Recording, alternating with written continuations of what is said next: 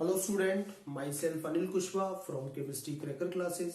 मैं आज आपके लिए स्टेट ऑफ मैटर में हम लोग जो गैस की स्टडी कर रहे हैं उसमें आज हम लोग एक नए रिलेशंस के साथ हैं।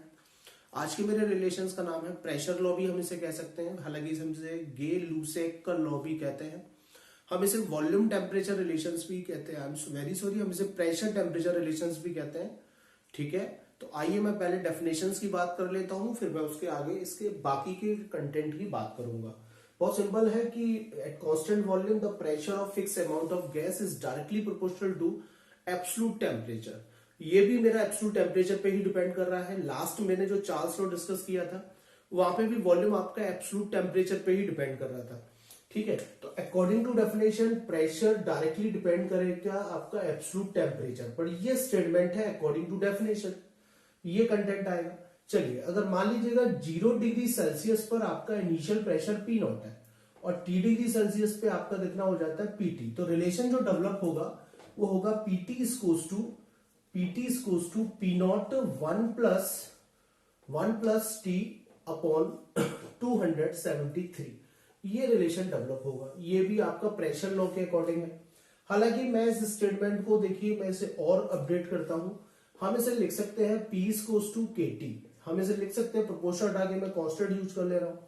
फाइनली आ जाएगा P upon T, this is K, और K हमारा कौन है? कांस्टेंट है, और यही हमारा कौन है? यही हमारा प्रेशर लॉ है। ठीक है, अगर मान लीजिएगा डिफरेंट टेम्परेचर्स पर प्रेशर अगर आपका डिफरेंट है तो मेरे पास रिलेशन जो डेवलप होगा वो होगा P1 upon T1 is to P2 upon T2। ठीक है, तो ये भी मेरा प्रेशर लॉ का ही रिलेशन है। इससे पहले मैंने चार्ल्स लॉ का रिलेशन आपको दिया था। प्रेशर लॉ, चार्ल्स लॉ में आपने देखा था कि वहां पे वॉल्यूम आ रहा था और यहाँ पे प्रेशर आ रहा है। वो वॉल्यूम टेम्परेचर रिलेशन था, ये प्रेशर टेम्परेचर रिलेशन है। ठीक है, तो फाइनली आप देख सकते हैं कि अगर आपको डिफरेंट टेम्परेचर पर अगर एक प्रेशर गिवन है तो आप एक चेंज ऑफ प्रेशर पता कर सकते हैं, या डिफरेंट टेम्परेचर पर अगर आपको चेंज प्रेशर पता है तो आप इनिशियल प्रेशर पता कर सकते हैं, या अगर प्रेशर आपको पता है तो आप टेम्परेचर का पता कर सकते हैं। तो ये मेरा न्यूमेरिकली कुछ प्रॉब्लम भी सॉल्व करेंगे हम लोग इसके बेसिस पे।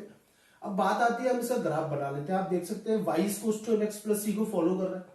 ठीक है, तो लाइन जो स्ट्रेट लाइन की इक्वेशन है, ठीक है ना, अगर आप प्रेशर और टेम्परेचर के वर्सेस ग्राफ प्लॉट करोगे तो आपको स्ट्रेट लाइन मिलेगी।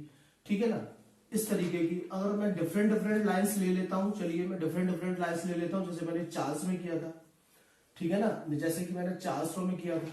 मान लीजिए इसे V1 कह लेते हैं, इसे V2 कह लेते हैं, इसे V3, इसको V4 कह लेते हैं। ठीक है, अब आपसे फिर यही क्वेश्चन आएगा कि B1, B2 और V3 और B4 में क्या रिलेशन डेवलप होगा, क्या रिलेशंस होगा। तो चलिए, मेरे कहने से आप कांस्टेंट प्रेशर कर लीजिएगा। तो हमारे पास होता है PV डायरेक्टली डिपेंड करता है T पर।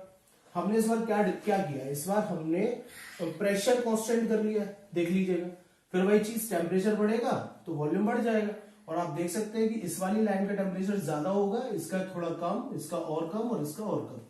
तो फाइनली जो रिलेशन आएगा B4 is greater than B3 क्या होगा, B3 is greater than B2 और B2 is greater than B1। और प्रेशर और टेम्परेचर के वर्सेस जब हम ग्राफ प्लॉट करते हैं तो जो लाइन हमें मिल रही है, ईच लाइन को हम आइसोकोरिक लाइन कहते हैं, ध्यान रखिएगा। चार्ल्स लॉ में जो लाइन हमें मिल रही थी हम उन्हें आइसोबारिक लाइन कहते थे।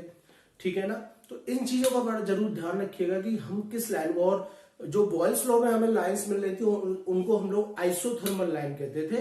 तो ये सब चीजें पूछी जाती है। काफी छोटा ही कंटेंट था, आज के लिए इतना ही। अगर टॉपिक पसंद आया है तो जरूर लाइक करिएगा, सब्सक्राइब करिए। Thank you.